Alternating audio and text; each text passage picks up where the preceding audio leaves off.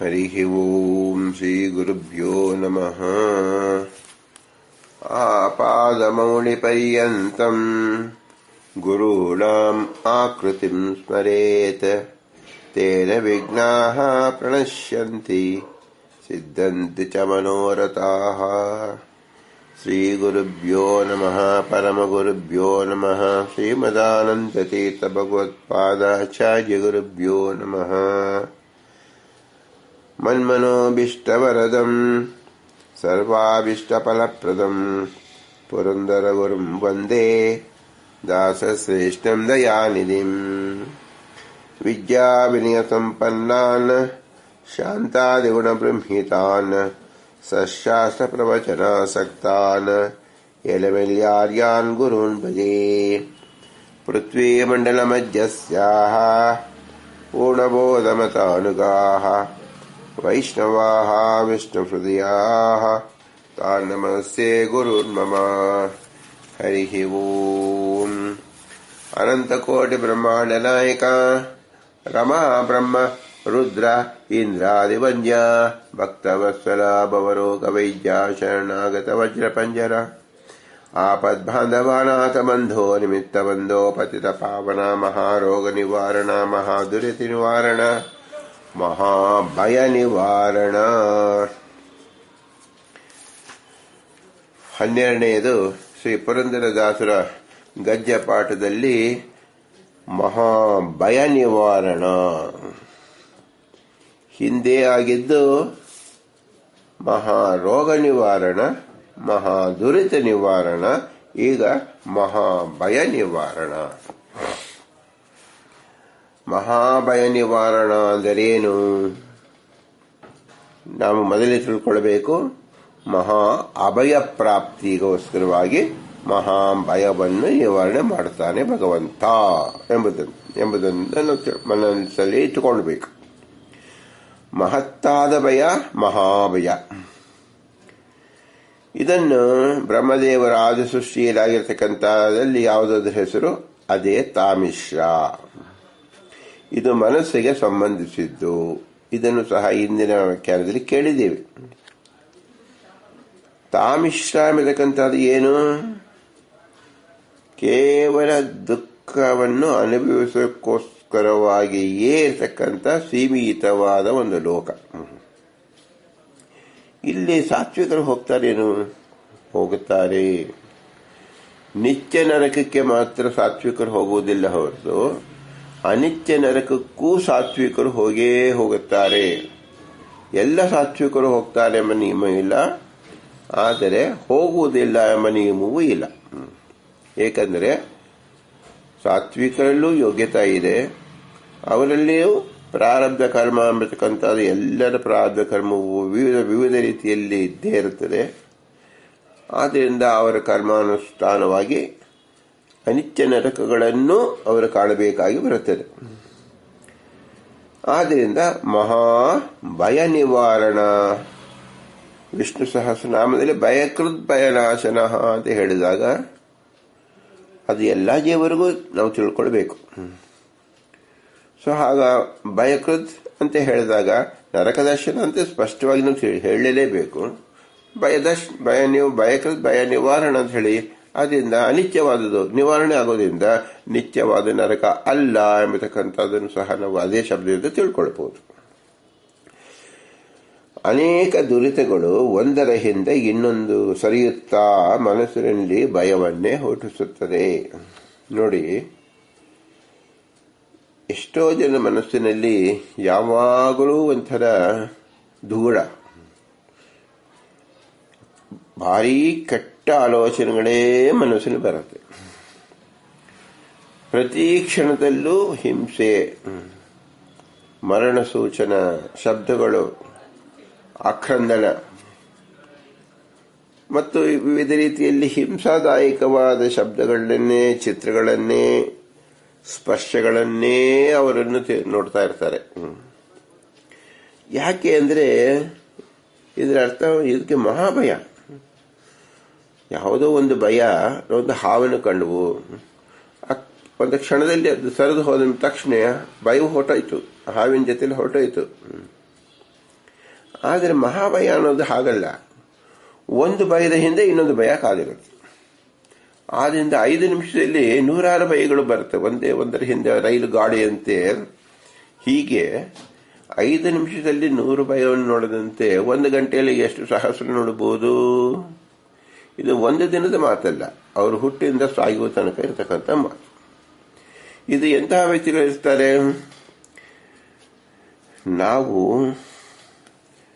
0.0001 ಅಂಶವೂ ನಾವು ನೋಡಿಲ್ಲ.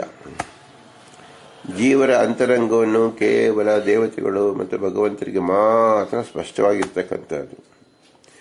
ಶಾಸ್ತ್ರದಲ್ಲಿ ಹೇಳಿರ್ತಕ್ಕಂಥ ಪ್ರತಿಯೊಂದು ಅಕ್ಷರಕ್ಕೂ 100%, 1000%, 1,00,000%, ಕೋಟಿ % ನಾವು ಮಾನ್ಯತೆ ಕೊಡಲೇಬೇಕು. ಶ್ರೀ ವೇದವ್ಯಾಸ ದೇವರು ಏನು ಹೇಳಿದ್ದಾರೆ ಅದು ನಮ್ಮ ಶಬ್ದ ರೂಪದಲ್ಲಿ ಇಲ್ಲಿ ತಿಳಿಸ್ಕೊಡ್ತಾ ಇದ್ದಾರೆ. ಯಾಕೆ? ನಮಗೆ ಅರ್ಥ ರೂಪದಲ್ಲಿ, ಪ್ರತ್ಯಕ್ಷ ರೂಪದಲ್ಲಿ ಕಾಣುವ ಯೋಗ್ಯತೆ ಇಲ್ಲ. ಆದ್ದರಿಂದ ಅದಕ್ಕೆ ಸಂಬಂಧಪಟ್ಟ ವ್ಯಕ್ತಿಗಳಂತೂ ಮೇನೇ ಇರ್ತಾರೆ ಎಂಬತಕ್ಕಂಥದ್ದನ್ನು ನಾವು ಯುಕ್ತಿಯಿಂದ ನಾವು ಚಿಂತನೆ ಮಾಡಿ ವೇದವ್ಯಾಸರ ಅನುಗ್ರಹವನ್ನು ಸಂಪಾದನೆ ಮಾಡಬೇಕು. ವೇದವ್ಯಾಸರ ವಿಶೇಷತೆಯನ್ನು ಕೊಂಡಾಡಬೇಕು. ಎಲ್ಲವನ್ನೂ ಅನುಭವಿಸಿ ಹೇಳು ಅಂದರೆ ನಿಮಗೆ ಕಲಿಯಾಗತಕ್ಕಂಥ ನಿತ್ಯ ತಮಸ್ಸು ಅದರ ಅನುಭವ ನಿಮಗೆ ಬೇಕೇನು? ನಿತ್ಯ ತಮಸ್ಸನ್ನು ಹೇಗೆ ಅನುಭವಿಸ್ತಾರೆ? ಯಾರಿಗೂ ಸಾಧ್ಯವಿಲ್ಲ ಕಲಿಗೆ ಬಿಟ್ಟು. ಬ್ರಹ್ಮದೇವರ ಪೂರ್ಣಾನಂದ ಹೇಗೆ ಅನುಭವಿಸ್ತಾರೆ ಅಂತ ನಿಮಗೆ ತಿಳಿಯಕ್ಕೆ ಸಾಧ್ಯವೇನು? ಎಂದಿಗೂ ಸಾಧ್ಯವಿಲ್ಲ. ಆದ್ದರಿಂದ ಶಾಸ್ತ್ರದಲ್ಲಿ ಹೇಳಿದೆ ಪೂರ್ಣಾನಂದ ಬ್ರಹ್ಮದೇವರು, ಪೂರ್ಣ ದುಃಖ ಕಲಿ. ಇನ್ನು ಮಿಕ್ಕಿದವರು ಎಲ್ಲರೂ ಸಹ 1 ರಿಂದ 99 ಒಳಗೆ ಎಲ್ಲರೂ ಸೇರಿದ್ದಾರೆ. ಯಾರೂ ಇನ್ನೊಬ್ಬರ ಸುಖವನ್ನಾಗಲಿ ದುಃಖವನ್ನಾಗಲಿ ಅಳೆದು ನೋಡುವ ಸಾಮರ್ಥ್ಯವೂ ಭಗವಂತ ಕೊಟ್ಟಿಲ್ಲ. ಇದು ವೈಯಕ್ತಿಕ ಧರ್ಮ. ಹೀಗೆ ಸಂಸಾರದಲ್ಲಿ ಒಂದರ ಹಿಂದೆ ಇನ್ನೊಂದು ಭಯಗಳು ಯಾರಿಗೆ ಸರಿದು ಬರ್ತಾ ಇರುತ್ತೋ ಅದಕ್ಕೆ ಮಹಾಭಯ ಅಂತ ಹೆಸರು. ಸರೀಸೃಪಗಳು, ಹಾವು, ವಿಷಜಂತುಗಳು, ಅತಿ ಉಷ್ಣ ದೇಶದ ಜೀವಿಗಳು, ಅತಿ ಶೀತಲ ದೇಶದ ಜೀವಿಗಳು ಇದೇ ಮಹಾಭಯದ ಪ್ರಭಾವಗಳು. ನೋಡಿ, ಒಂದು ಸರೀಸೃಪಗಳು ಅಂದರೆ ಹಾವಿಗೆ ಜಾತಿಗೆ ಸೇರಿದ 100 ಲಕ್ಷಾಂತರ ವಿವಿಧ ಜಾತಿಯ ಜೀವರಿದ್ದಾರೆ. ಅವರು ಹುಟ್ಟಿನಿಂದ ಏನು ಕಳತನ ಮಾಡಿರಲಿಕ್ಕಿಲ್ಲ. ಆದರೆ ಹುಟ್ಟಿದ ಕ್ಷಣದಲ್ಲೇ ಅವರ ಭಯವನ್ನು ಆವರಿಸಿಕೊಳ್ಳುತ್ತೆ. ತಮ್ಮ ರಕ್ಷಣೆಗೆ ತಾವು ಅಲ್ಲಿ ಇಲ್ಲಿ ಹೋರಾಡ್ತಾ ಇರಬೇಕಾಗತ್ತೆ. ಒಂದು ಕ್ಷಣವೂ ಅವರು ಸಹ ನೆಮ್ಮದಿಯಾಗಿರಲಿಕ್ಕೆ ಸಾಧ್ಯವಿಲ್ಲ. ಆದ್ದರಿಂದ ಶತಪಥ ಓಡಾಡುತ್ತಲೇ ಇರಬೇಕು. ಶತಪಥ ತಮ್ಮ ರಕ್ಷಣೆಗೆ ಇದನ್ನು ನೋಡ್ತಾನೆ ಇರಬೇಕು. ಶತಪಥ ಅವರ ಭಯವನ್ನು ಕಾಣುತ್ತಲೇ ಇರಬೇಕು. ಆದ್ದರಿಂದಲೇ ಇದು ಮನುಷ್ಯನಲ್ಲಿ ನೋಡಕ್ಕೆ ಸಾಧ್ಯವಿಲ್ಲ. ಆದ್ದರಿಂದ ಪ್ರಾಣಿಗಳಲ್ಲಿ ಭಗವಂತ ಇಟ್ಟಿದ್ದಾನೆ. ಅದೇ ಸರೀಸೃಪಗಳು, ಹಾವುಗಳು, ವಿಷಜಂತುಗಳು, ಅತಿ ಉಷ್ಣ ದೇಶದ ಜೀವಿಗಳು, ಅತಿ ಶೀತಲ ದೇಶದ ಜೀವಿಗಳು. ಇದು ಮಹಾಭಯದ ಪ್ರಭಾವಗಳು. ನೀವು ಮಹಾಭಯವನ್ನು ಚಿಂತನೆ ಮಾಡಬೇಕು ಅಂದರೆ ಇದು ಯಾವುದೋ ಒಂದು ಪ್ರಾಣಿಯನ್ನು ನೀವು ಮನೆಯಲ್ಲಿ ಇಟ್ಟುಕೊಂಡು ಅದರ ಮಾನಸಿಕ ಸ್ಥಿತಿಯನ್ನು ನೀವು ಅರ್ಥ ಮಾಡಿಕೊಂಡ್ರೆ ನಿಮಗೆ ತಿಳಿದೀತು. ಆದರೆ ಅದೆಲ್ಲವೂ ವ್ಯರ್ಥ ಪ್ರಯೋಜನ. ಏಕೆಂದರೆ ವೇದವ್ಯಾಸರು ಒಂದು ಸಲ ಹೇಳಿದಾಗ ನಾವು ಆ ಸಾಹಸಕ್ಕೆ ಕೈ ಹಾಕಬಾರದು. ಹೇಳಿದ್ದನ್ನು ಮಾತ್ರ ಕೇಳಿ ವಿಶ್ವಾಸವಿಟ್ಟು ಮುಂದುವರಿಯಬೇಕು. ಒಟ್ಟಿನಲ್ಲಿ ಅವನು ಭಯದಲ್ಲೇ ಬದುಕಿ ಭಯದಲ್ಲೇ ಸಾಯುವುದು. ಇದು ಮಹಾಭಯ. ಹೀಗೆ ಅನೇಕ ಜನ್ಮಗಳನ್ನು ಕಳೆಯುವುದು. ಒಂದು ಜನ್ಮದಲ್ಲಿ ಹಾವಿಯಾಗಿದ್ದು ಆಯಿತು, ಮುಂದಿನ ಜನ್ಮದಲ್ಲಿ ಅದು ಬೇರೆ ದೇವತೆಗಳಾಗ್ಬಿಡುತ್ತೆ, ಮನುಷ್ಯರಾಗ್ಬಿಡ್ತಾರೆ, ವೃಕ್ಷಗಳಾಗುತ್ತಾರೆ ಅಂತ ಕೇಳಬಾರದು. ಹೇಗೆ ನಾವು ಟಿವಿಗಳಲ್ಲಿ ಧಾರಾವಾಹಿ ಎಂಬತಕ್ಕಂಥದ್ದು ಸಂಸ್ಕೃತ ಶಬ್ದ. ಧಾರಾವಾಹಿ ಅಂದರೆ ದಾರದಂತೆ ಎಳೆದು ಆ ವಾಹಿ ಒಂದು ಪ್ರವಾಹದಂತೆ ಬರ್ತಾ ಇರುತ್ತೋ ಹಾಗೆ 100 ಜನ್ಮ, 1000 ಜನ್ಮಗಳು ಅದೇ ಹಾವಿನ ಜನ್ಮ, ಅದೇ ಮೀನಿನ ಜನ್ಮ, ಅದೇ ಸರೀಸೃಪ ಜನ್ಮಗಳಲ್ಲಿ ಬರಬೇಕಾಗತ್ತೆ. ಉದಾಹರಣೆಗೆ ಮನುಷ್ಯ ಜನ್ಮ ಬಂದ ಕೂಡಲೇ ಒಂದೇ ಮನುಷ್ಯ ಜನ್ಮ ಅಂತ ಯಾರೂ ಹೇಳಿಲ್ಲ. ಮನುಷ್ಯ ಜಾತಿಯಲ್ಲೇ ಅನಂತ ಜನ್ಮಗಳಾಗಬಹುದು, ಕಟ್ಟುಪಾಡುಗಳಿಲ್ಲದ ಜನ್ಮದಲ್ಲಿ ಬರಬಹುದು, ಅತಿ ಉತ್ತಮ ಜನ್ಮದಲ್ಲಿ ಬರಬಹುದು, ಅವರೇ ಜನ್ಮದಲ್ಲಿ ಅತಿ ನೀಚ ಜನ್ಮದಲ್ಲೂ ಹೋಗಬಹುದು. ಒಟ್ಟು ಒಂದು ಮನುಷ್ಯ ಜನ್ಮ 108 ಜನ್ಮ ಇರಬೇಕು ಅಂತ ಹೇಳಿದಾಗ ಅವರಿಗೆ ಕೇವಲ ವೈದಿಕದಲ್ಲೇ ಹುಟ್ಟುತ್ತಾರೆ ಅಂತ ಹೇಳಕ್ ಬರೋದಿಲ್ಲ, ಕೇವಲ ಮಾಂಸಾಹಾರಿಗಳಾಗ್ತಾರೆ ಅಂತ ಹೇಳಕ್ ಬರಲ್ಲ, ಕೇವಲ ಸಸ್ಯಾಹಾರಿಗಳಾಗ್ತಾರೆ ಅಂತ ಹೇಳಕ್ ಬರಲ್ಲ, ಕೇವಲ ನಾಡಿನಲ್ಲೇ ಹುಟ್ಟುತ್ತಾರೆ ಅಂತ ಹೇಳಕ್ ಬರಲ್ಲ, ಕೇವಲ ಕಾಡಿನಲ್ಲಿ ಹುಟ್ಟುತ್ತಾರೆ ಅಂತ ಹೇಳಕ್ಕೂ ಬರಲ್ಲ. ಏಕೆಂದರೆ ಇದೆಲ್ಲವೂ ಭಗವಂತನ ವ್ಯಾಪ್ತಿಯಲ್ಲಿ ಸೇರಿರತಕ್ಕಂಥದ್ದು. ದೇವತೆಗಳಿಗೆ ತಿಳಿದಿತ್ತೆ, ಆದರೆ ಪರರಿಗೆ ಹೇಳುವುದಿಲ್ಲ. ಮನುಷ್ಯರಿಗೆ ತಿಳಿಯುವುದೇ ಇಲ್ಲ, ತಿಳಿಯಲು ಪ್ರಯತ್ನವನ್ನು ಮಾಡಬಾರದು. ಏಕೆಂದರೆ ನೀವು ಪ್ರಯತ್ನ ಮಾಡಿದರೂ ಈ ದೇವತಾ ರಹಸ್ಯ ಮನುಷ್ಯರಿಗೆ ತಿಳಿಯುವುದಿಲ್ಲ. ಸಾತ್ವಿಕ ಜೀವರಿಗೆ ಭಗವಂತ ಮಹಾಭಯವನ್ನು ಹುಟ್ಟಿಸಿ ಭಯವನ್ನು ನಾಶ ಮಾಡಿ ಕರ್ಮ ಶುದ್ಧಿಯಿಂದ ಉತ್ತಮ ಯೋನಿಯಲ್ಲಿ ಹುಟ್ಟಿಸುತ್ತಾನೆ. ನಾವು ಇದನ್ನು ಮಾತ್ರ ತಿಳ್ಕೊಳ್ಳಿ. ಒಬ್ಬ ಸಾತ್ವಿಕ ಜೀವನಿದ್ದಾನೆ, ಅವನು ಅನಿಷ್ಟ ಕರ್ಮ ಮಾಡಿದ್ದಾನೆ, ಅವನ ಪ್ರಾರಬ್ಧ ಕರ್ಮ, ಅವನಿಗೆ ಮಹಾಭಯ ಕೊಡಬೇಕಾಗಿದೆ. ಭಗವಂತ ಏನು ಮಾಡ್ತಾನೆ? ಕರ್ಮಶುದ್ಧಿ, ಕಠಿಣತಮವಾದ ಕರ್ಮವನ್ನು ಕೊಡ್ತಾನೆ. ಕಠಿಣತಮ ಕರ್ಮ ವಿಧಿಸೋದ್ರಿಂದ ಏನಾಗತ್ತೆ, ಅವನಿಗೆ ದೈಹಿಕ ಶ್ರಮದಿಂದ ಶುದ್ಧಿಯಾಗತ್ತೆ, ಮನಸ್ಸು ಶುದ್ಧಿಯಾಗತ್ತೆ, ದೇಹ ಶುದ್ಧಿಯಾಗತ್ತೆ.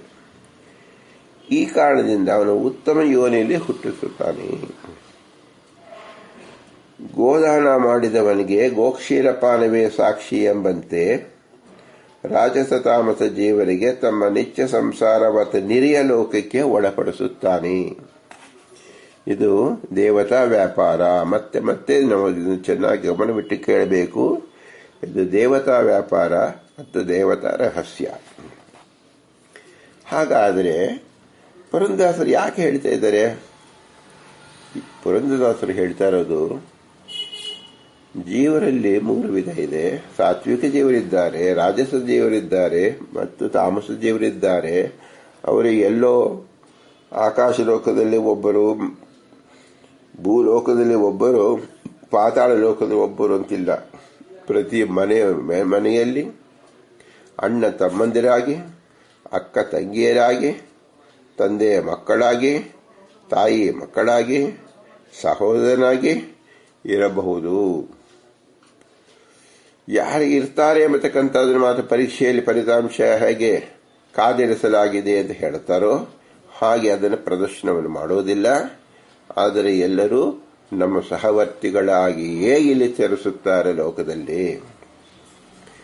ಆದ್ದರಿಂದ ನಮ್ಮ ಸೂಕ್ಷ್ಮಮತಿಯಿಂದ ನೀವು ಉತ್ತಮ ಜೀವಿಯೋ ಎಂಬತಕ್ಕಂಥ ಪರೀಕ್ಷೆ ಮಾಡಿಕೊಳ್ಳಿ.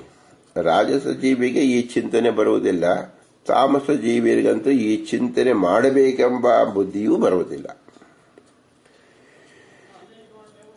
ಸಾತ್ವಿಕ ಜೀವರಿಗೆ ಮಾತ್ರ ಪುರಂದರದಾಸರು ಹೇಳಿರೋದ್ರಿಂದ ಈ ಒಂದು ಗುಟ್ಟನ್ನು ಹೇಳಿಕೊಡ್ತಾ ಇದ್ದಾರೆ. ಆ ಗುಟ್ಟನ್ನು ಹೇಳುವುದೇ ಮಂತ್ರ. ಆ ಮಂತ್ರವೇ ಭಗವಂತನ ಲಕ್ಷಣ ರೂಪವಾದದ್ದು, ಮಹಾಭಯ ನಿವಾರಣ. ಹಾಗಾದರೆ ಇದು ನಿವಾರಣೆ ಹೇಗೆ? ಈಗ ನಾವು ಒಬ್ಬ ವ್ಯಕ್ತಿಯನ್ನು ನೋಡಿಕೊಂಡು ಅವನು ಸಾತ್ವಿಕ ಜೀವ ಅಂತ ಅವನಿಗೆ ಅರಿವಾಯಿತು. ಅವನು ಪ್ರಾರಬ್ಧವಶ ಮಹಾಭಯದಲ್ಲಿ ಇದ್ದಾನೆ. ಅವನ ನಿವಾರಣೆ ಹೇಗಾಗುವುದು? ಅದಕ್ಕೆ ಪರಿಹಾರವನ್ನು ಇಲ್ಲಿ ಪುರಂದರದಾಸರು ಸೂಚಿಸುತ್ತಾ ಇದ್ದಾರೆ ಮಂತ್ರ ರೂಪದಲ್ಲಿ, ಮಹಾಭಯ ನಿವಾರಣ. ಇದಕ್ಕೆ ನಿವಾರಣೆ ಹೇಗೆ? ಭಗವಂತ ಜ್ಞಾನವನ್ನು ಕೊಡುವ, ಹಾಗೆಯೇ ಅಜ್ಞಾನವನ್ನು ಕೊಡುವ, ಆಯಾ ಜೀವನ ಸ್ವಭಾವ ಹಾಗೂ ಯೋಗ್ಯತಾವನ್ನು ತಿಳಿಸುತ್ತದೆ. ಮಹಾ ಅಭಯ ನಿವಾರಣ ಎಂಬುದು ನಿತ್ಯ ನರಕವಾಸಿಗಳಿಗೆ ಅನ್ವಯಿಸಬಹುದು, ಮಹಾಭಯವನ್ನು ಹುಟ್ಟಿಸುವ ಎಂದು ತಿಳಿಯಬಹುದು.